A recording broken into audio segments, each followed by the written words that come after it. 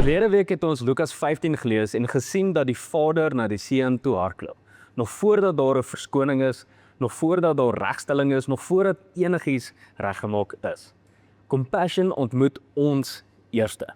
Maar hierdie week skuif die vraag, as ons compassion encounter het, wie is ons besig om te word?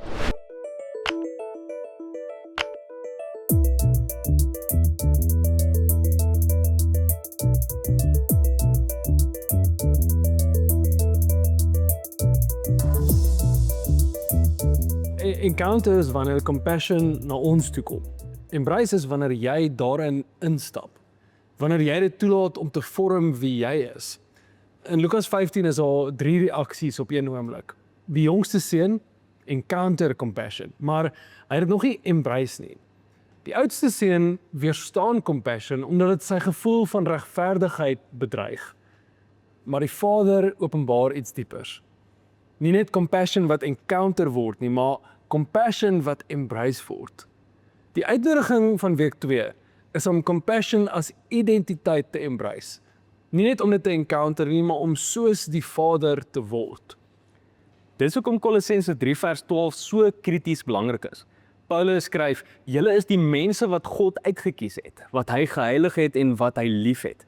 Daarom moet julle die volgende soos klere aantrek: liefdevolle, compassion, vriendelikheid, nederigheid, sagmoedigheid en geduld. Hy herinner ons eers wie ons is, gekies, geheilig en geliefd, en eers daarna sê hy, beklee julleself met liefdevolle compassion. Wanneer compassion net as gedrag hanteer word, beheer ons dit. Ons besluit wanneer dit gepas of veilig is. Ons besluit selfs of dit verdien word. Maar wanneer compassion as identiteit embrace word, vorm dit hoe ons sien, hoe ons voel en hoe ons reageer. Die vraag is dus nie of compassion in ons is nie, maar of ons dit toelaat om ons te vorm. Hier help die prentjie van 'n volumeknop. Compassion is nie net 'n on-off knopie nie, dis eerder soos 'n volumeknop. Die meeste van ons het nie 'n tekort aan compassion nie. Ons het net geleer om die volume af te draai. Ons draai dit af wanneer ons oorweldig voel, wanneer ons seer gekry het of wanneer ons nie weet wat om te sê nie. Soms noem ons dit wysheid of volwassenheid, maar dikwels is dit eintlik net selfbeskerming.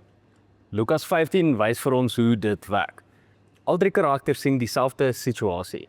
Die jongste seun encounter compassion, maar binne hom berei homself nog steeds voor vir verwerping. Sy volume is laag. Die oudste seun hou die volume doelbewus laag. Hy sien sy broer terugkom, maar hy weier om saam met die Vader te voel en distansieer hom emosioneel. Maar dan sien ons die Vader, en hier begin die vorming van compassion binne ons. Lukas 15 vers 20 sê, en toe hy nog ver weg was, het sy pa hom gesien en aangekom. Dis die eerste vorming van compassion, hoe ons sien. Die Vader sien nie mislukking wat huis toe kom nie, hy sien sy seun. Wat die Vader sien, word deur liefde gevorm. Die vers gaan voort, oorweldig met liefde en compassion. Die Griekse woord daar is plagnitsomai. Dit beteken om diep binne jou wese geraak te word. Dit is hoe die tweede vorming gebeur, hoe ons voel. Filippense 2 spreek dit aan wanneer Paulus sê, julle weet wat omgee en meer lewend beteken. Julle moet dieselfde gesindheid hê as Christus. Compassion is nie 'n persoonlikheidstipe nie. Dit is maklik om te sê, dit is net nie wie ek is nie. Maar dit is nie waar nie. Dit is die binneste van Jesus wat ons binneste vorm. En dan kom die derde vorming, en dis hoe ons reageer. Lukas 15 gaan voort en hy sê, hy het na sy seun toe gehardloop, hom omhels en hom gesoen. Dis compassion op volle volume. Ons sien dieselfde patroon in Jesus. Matteus 14 vers 14 sê, toe Jesus uit die skei klim, sien hy dat daar reeds 'n massa mense bymekaar was. Hy het 'n diepe deernis, diepe compassion vir hulle gevoel en hulle siekes gesond gemaak. En daar sien ons die vorming, hy het gesien, hy het gevoel en hy het gereageer. Daar dieselfde woord plagnitsomai word vir Jesus gebruik. Maar interessant, nooit vir die Fariseërs nie. Hulle het dieselfde mense gesien, maar hulle het vanuit 'n afgestompte compassion gereageer. Compassion wat so volume afgedraai word, verander hoe ons mense sien.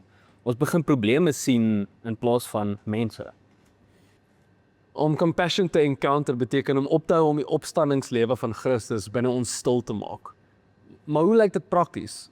Ons noem dit die pause. Wanneer jy iemand in hul pyn beleef, Wanneer iemand hulle pyn met ons deel, is ons instink om 'n pleister op te sit, om raad te gee, 'n vers aantal en aan te beweeg. Maar soms is die mees Christelike ding wat ons kan doen, om stil te word en te bid. Here, deel u hart vir hierdie pyn met my. Daardie gebed draai die volume van compassion op. Dit skuif ons van probleme oplos na mense lief hê. Hierdie week gaan ons dus nie daaroor om harder te probeer nie. Dit gaan daaroor om te encounter wat reeds binne jou is in Jesus, om hom toe te laat om te vorm hoe jy sien, voel en reageer. Compassion is nie iets wat ons aanskakel wanneer dit gerieflik is nie. Dis wie ons is in Jesus.